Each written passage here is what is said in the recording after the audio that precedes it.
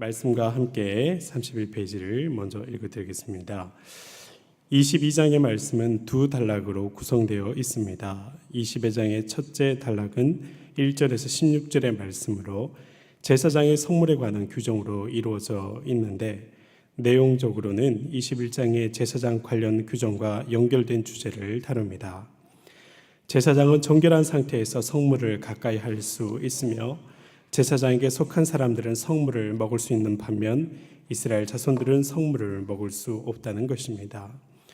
둘째 단락은 17절부터 33절까지로 아론과 그의 아들들과 이스라엘 자손들을 대상으로 화목제에 관한 규정을 제시하고 있습니다. 이스라엘의 제사 가운데 화목제에 속하는 서원제와 낙헌제와 감사제 예물에 관한 추가적인 규정들을 수록하고 있습니다. 어릴 때 온 식구가 상에 둘러 앉아서 밥을 먹었습니다. 어머니께서 상을 차려내실 때 보면 수저나 밥그릇, 국그릇 이런 게 다 똑같았는데 오직 한 벌만 다른 모양이었습니다. 누굴까요? 예, 아버지. 아버지 수저, 아버지 국그릇, 밥그릇 이런 것들은 따르게 구별해서 사용하셨습니다. 자식이 5이나 되어서 형제가 많았지만 누구도 이 아버지의 수저나 그릇을 사용할 수 있는 것이 허락되는 경우도 없었고, 어머니 자신도 그 수저를 사용하신 적이 없으셨습니다. 어쩌다 호기심이 나서 아버지 수저를 집어들기라도 하면 그러면 이제 어머니가 엄하게 꾸짖으셨습니다. 생각해보면 수저와 그릇, 그저 그릇일 뿐이지만 그걸 사용하거나 소홀히 여기는 것은 아버지를 소홀히 여기는 그런 것으로 여기셨던 것입니다. 물건에 불과할지라도 어떤 것들은 그 사용자와 동일한 것으로 그렇게 여겨집니다. 그리고 물건을 함부로 대하는 것은 그 물건의 주인을 경시 여기는 것으로 그렇게 간주되어집니다. 신앙인에게 있어서 성물은 그와 같은 의미가 있는 것들입니다. 오늘 말씀에서는 여호와의 성물로 구별된 것을 다루는 제사장의 정결에 대해서 다루고 있습니다. 여호와 하나님의 명령하신 그 정결법을 따라 별도로 제작하고 별도로 구별하여 관리하는 것들이 있었습니다. 주로 하나님께 드리는 예배와 관련된 것들입니다. 그런 물건들을 함부로 대하는 것을 하나님은 결코 가벼이 여기지 않으시고 죄로 여기겠다고 그렇게 말씀하셨습니다. 특별히 제사장들이 이 물건을 대하는 방식을 다루시는데, 그렇다고 제사장만 이 성물을 잘 대하고 잘못 대하면 죽고 성도들은 괜찮다 하는 것은 아닙니다. 이 말씀은 성물을 대하는 우리 모두에 관한 것이지만, 특히 그 물건을 주로 사용하고 다루는 사람들이 제사장들이기 때문에 더 구체적으로 그들을 향하여 말씀하여 주시는 것입니다. 이 말씀을 보면서 우리가 첫 번째로 기도할 것은 우리가 무엇을 하든지 하나님의 영광을 생각하게 하소서 하는 것입니다. 오늘 말씀은 여러 성물 가운데서도 음식에 관한 규정입니다. 그 당시 제사장들은 하나님께 드려진 제물 가운데 그 중에 일부를 먹던 사람들입니다. 제물은 하나님께 드려진 거룩한 것이기에 그것을 부정하게 먹으면 정죄되고 또 화를 당한다고 분명하게 일러주십니다. 몸이 부정할 때 거룩한 제물을 먹는 것이 금지됐는데, 특별히 나병이든지 유출병, 또 시체를 만지는 것, 벌레를 만지는 것, 또 설정하는 것, 이런 것들이 몸을 부정하게 하는 것으로 간주되었습니다. 몸이 거룩하지 않은데 음식을 먹으면 거룩한 것에 부정한 것을 섞는 결과가 됩니다. 마치 깨끗한 물에 구정물을 부으면, 아니면 더러운 것들을 담그면 모든 것들이 깨끗한 것이 되지 않고 오히려 구정물이 되는 것과 같은 이치입니다. 가끔 집사님이나 권사님들이 이 식사를 준비하시면서 손으로 뭔가 이렇게 막 옮겨 담을 때가 있습니다. 그렇게 막 옮겨 다니면서 꼭 막 한마디를 하십니다. 뭐라고 그러시냐면, 저 손 씻었어요. 저 손 씻었어요. 다급하게 막 그 얘기를 하면서 손으로 이렇게 음식을 막 옮겨 담으시죠. 씻고서야 음식을 집습니다. 구별되고서야 손을 댈 수 있는 것입니다. 이 말씀을 우리가 좀 더 나아가서 생각해 보면 하나님은 우리의 삶 전체를 거룩한 삶으로 이끄시길 원하시는 것을 알 수 있습니다. 여러분, 사람이 음식을 먹으면 속으로 들어가서 소화가 됩니다. 그리고 그것은 이제 음식이 아니라 내 몸이 되어집니다. 우리의 온몸 가운데 이 거룩함들이 들어와 있는 것입니다. 특별히 제사장이 성물을 먹었을 때 그것도 똑같은 음식이었지만 또한 몸속에서 소화되고 그것이 바로 몸이 되어졌던 것입니다. 음식이 주께 드려졌듯이 우리의 몸 전체가 주님께 드리는 그런 지경이 된 것입니다. 먹든지 마시든지 무엇을 하든지 다 하나님께 영광을 위하여 하라 하신 예수님의 말씀은 우리가 성물처럼 하나님께 드림이 되었음을 선언하시는 그런 말씀인 것입니다. 음식을 구별하여 드림으로 하나님께 영광을 돌렸듯이 우리의 몸으로 하는 모든 것을 구별하여서 하나님께 영광이 되게 하라. 그것이 믿는 자들에게 주신 우리의 사명입니다. 또한 밥이라는 것은 하루 3끼를 먹습니다. 여러분, 제사장이 한 끼 밥을 정하게 먹으려면 지속적으로 관리를 해야 됩니다. 보통 밥 끼니가 4시간에서 5시간 사이 간격으로 계속 먹지 않습니까? 근데 이 3끼 밥을 먹으려면 늘 의식하며 살아야 성물을 범하는 죄를 범하지 않을 수 있습니다. 밥때를 의식하면서 거룩함을 지켜가듯이 하나님을 의식하며 살 때에 그렇게 모든 때를 살아가기를 원하시는 것입니다. 우리의 삶이 하나님을 의식하며 살아갈 때 우리의 모든 삶은 하나님께 영광이 되고 또한 하나님께 드림이 되는 그런 성물과 같은 삶이 될 것입니다. 특별히 우리의 모든 삶을 통해서 주의 영광을 드러내시기를 주님의 이름으로 축원드립니다. 우리가 두 번째로 기도할 것은 온 가족이 거룩함을 이루게 하소서입니다. 여러분, 성물의 규정 중에 제사장의 음식 규례를 보고 있습니다. 그런데 오늘날은 다소 약화되었지만 옛날에는 가족 식사가 기본입니다. 오늘날에는 부지런하게 움직이며 혼자서도 얼마든지 밥을 먹을 수가 있습니다. 전기밥솥에 쌀을 넣으면 저절로 밥이 뚝딱 되고 집집마다 수도가 있어서 물이 나오고 가스레인지가 있어서 불이 나옵니다. 그런데 그때를 생각해 보십시오. 물도 길러와야 됩니다.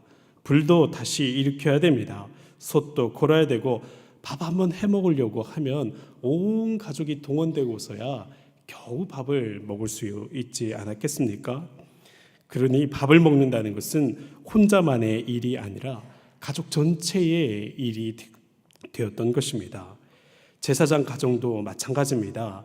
그러니 이 음식 규례가 단지 제사장 한 개인만을 향한 것이 아니라 제사장의 온 가족을 향하여서 거룩함을 이루는 방식으로 제시되었던 것입니다. 12절 이하의 말씀에 나오는 것처럼 출가하면 그 아버지가 주는 성물을 같이 먹지 못했습니다. 그런데 이혼하고 돌아와서 출가 전의 딸과 똑같으면 또 먹을 수 있습니다. 그 집안에 속한 종들도 그렇습니다. 손님은 먹지 못했지만 제사장 집안에 속했던 이 종들은 같이 먹을 수가 있었던 것입니다. 이 거룩함의 규례가 한 사람의 것이 아니라 온 가정의 규례로 지켜졌던 것을 알 수 있습니다. 사실 하나님을 믿는다는 것이 그렇습니다. 하나님을 믿는 구별된 백성으로 살아간다는 것이 그렇지 않습니까? 혼자 신앙생활 하는 것, 혼자서 하나님 앞에 거룩하게 살아보려고 하는 것 참 좋은 도전들이지만 잘 안 됩니다. 온 가족이 함께 믿을 때에 믿음은 더욱 공고해집니다. 다들 제사 드리는데 혼자 빠져 있는 게 참 곤란하지 않습니까? 다들 한 잔씩 하는데 혼자 잔을 거절하는 것도 참 힘든 일입니다. 그런데 반대로 다들 예배 갈 때 같이 가기 쉽고 같이 특세를 작정하고 나면 새벽에 일어나 가는 것도 더 보증이 되어집니다. 신앙의 동지가 교회에도 많이 있어서 참 좋지만 가족 구성원들이 나의 신앙의 동지가 되고 중보자가 되어진다면 그보다 더 수월하고 복된 일이 어디 있겠습니까? 그러므로 우리가 거룩함에 대한 소원을 단지 개인적으로 가질 것이 아니라 늘 온 가족에게 임하는 그런 역사이기로 간구해야 됩니다. 손잡아 같이 주의를 지키고 어려울 때 같이 기도합니다. 그렇게 같이 복도 받는 것입니다. 여러분, 복도 온 가족이 같이 받아야 진짜 복이 됩니다. 한 집이 한 아이가 잘 돼도 한 아이가 근심거리가 되면 온전한 복이 되지 못하지 않습니까? 그렇게 온 가족이 하나님 앞에 거룩하게 구별되시기를 또한 주님의 이름으로 축원드립니다. 세 번째로 우리가 같이 기도할 것은 경제적으로 거룩함을 이루게 하소서 하는 것입니다. 우리가 자본주의 사회를 살아가고 있습니다. 그렇기에 우리가 이 돈에 대한 기도는 늘 중요합니다. 평소에 돈도 제대로 벌어야 하나님께 드릴 만한 것이 있습니다. 헌금을 드리는 것은 하나님을 위해서 재물을 구별하는 신령한 행위입니다. 그런데 헌금도 헌금 나름입니다.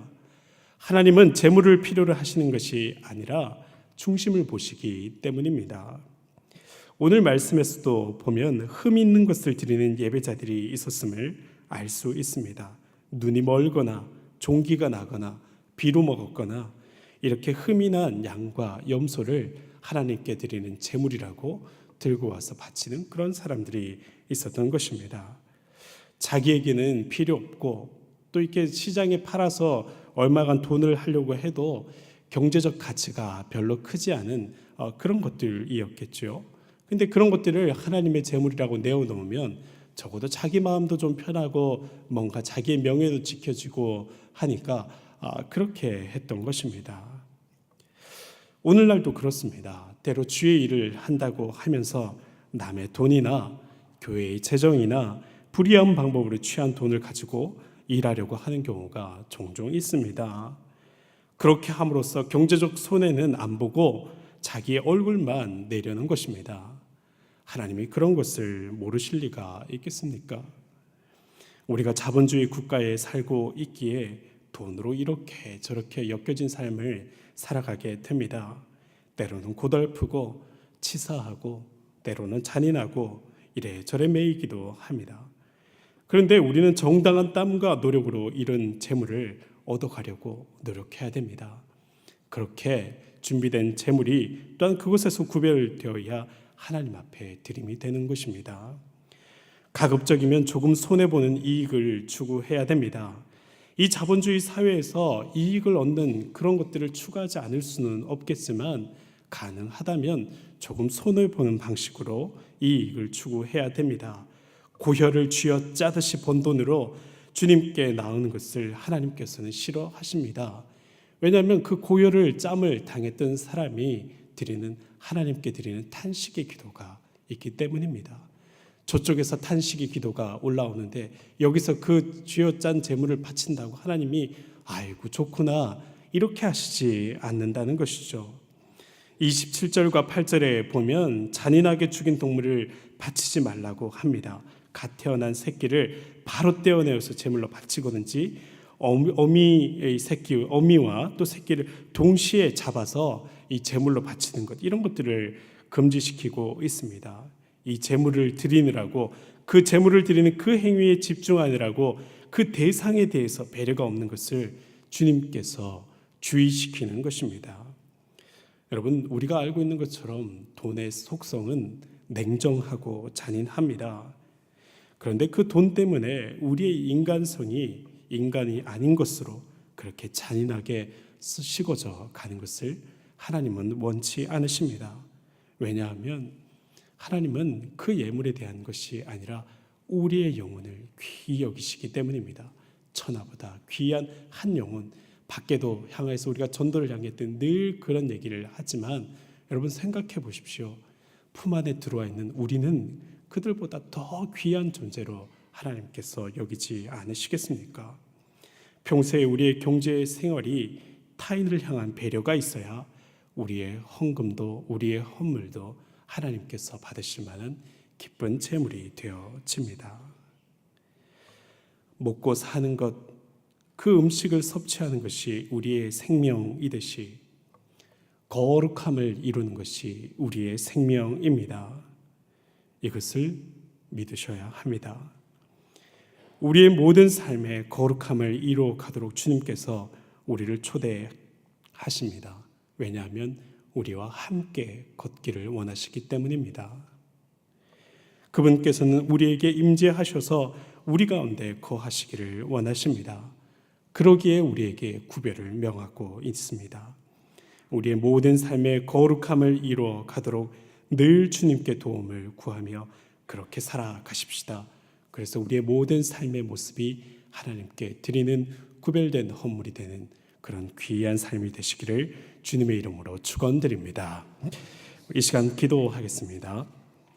우리가 함께 기도할 때에 우리의 거룩한 삶을 위해서, 또 우리 거룩한 가정을 위해서, 또 우리의 모든 경제 생활의 거룩함을 도모하기 위해서 하나님께 도움을 구하며 같이 기도하겠습니다.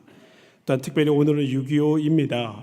6.25와 같은 상처와 비극을 극복하는 평화 통일의 시대가 우리 이 땅 가운데 임하도록 이것들을 위해서 우리가 함께 기도하겠습니다. 같이 기도합니다.